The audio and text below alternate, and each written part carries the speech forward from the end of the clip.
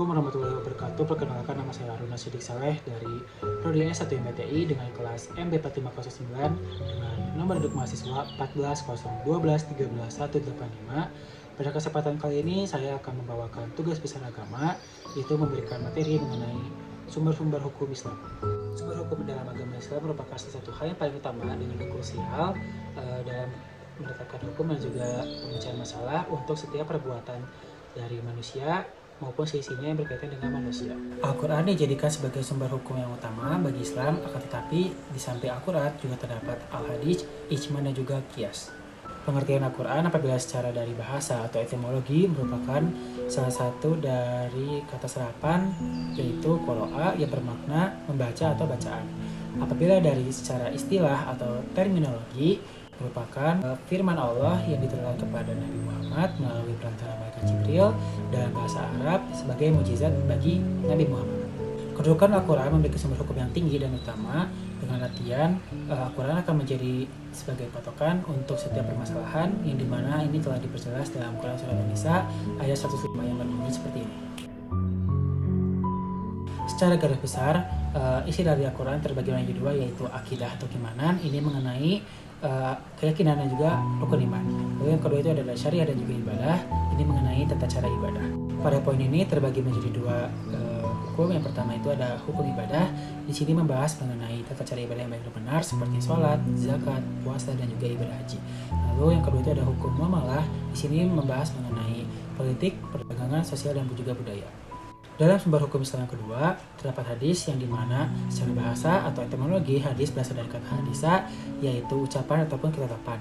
Apabila secara istilah atau etimologi, hadis memiliki arti segala bentuk ucapan dan juga perkataan yang telah diucapkan oleh Rasulullah. Dalam hadis ini terdapat tiga bagian. Yang pertama ada sanad, yaitu seseorang ataupun sekelompok orang yang memberikan hadis dari Rasulullah. Lalu yang kedua itu ada matan. Ini merupakan isi materi dari hadis Rasulullah.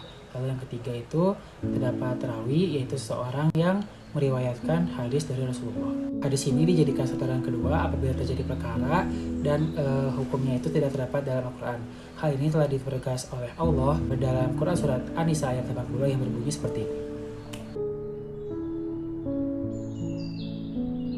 Fungsi dari hadis ini sendiri yaitu yang pertama untuk memberikan pernyataan yang kuat terhadap Al-Quran, yang kedua itu untuk memberi dan juga menetapkan sumber hukum yang tidak terdapat dalam Al-Quran. Macam-macam hadis ada tiga. Yang pertama itu ada hadis mutawatir, di mana hadis yang diriwayatkan pada tiga masa dalam jumlah yang banyak. Yang kedua terdapat hadis masyhur, yang dimana ini merupakan hadis yang diriwayatkan oleh sejumlah sahabat akan tetapi tidak mencapai batas jumlah hadis mutawatir. Yang ketiga itu ada hadis ahad, yang dimana ini merupakan hadis yang diriwayatkan oleh sejumlah orang akan tetapi tidak mencapai batas jumlah mutawatir pada tiga masa. Lalu terdapat ijtihad sebagai sumber hukum Islam yang ketiga, yang dimana ijtihad ini berasal dari bahasa Arab, yaitu ijtihada yajtahidu ijtihadan, yang dimana artinya itu mengerahkan segala kemampuan. Nah, kedudukan ijtihad sebagai sumber hukum Islam yang ketiga ini, ijma sahabat memiliki kedudukan hukum yang sama yang setara dengan sumber hukum yang lainnya. Fungsi dari ijtihad ini sendiri yaitu untuk menetapkan hukum yang belum terdapat pada Al-Quran maupun hadis. Lalu yang terakhir itu ada qiyas sebagai sumber hukum Islam keempat, yang dimana secara bahasa atau etimologi qiyas ini memiliki arti untuk mengukur sesuatu dengan yang lainnya dan mempersamakannya. Apabila secara istilah atau terminologi, qiyas ini yaitu untuk mempersamakan atau mengembalikan dari cabang ke pokok.